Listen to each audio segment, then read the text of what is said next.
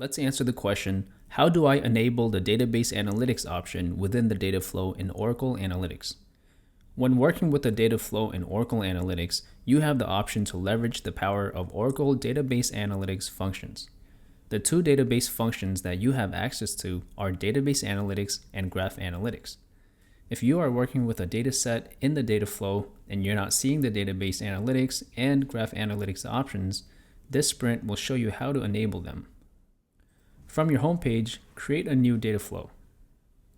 In the Add Dataset dialog, select a dataset from your database source. It's important that you choose a database source, otherwise you won't have access to the database functions.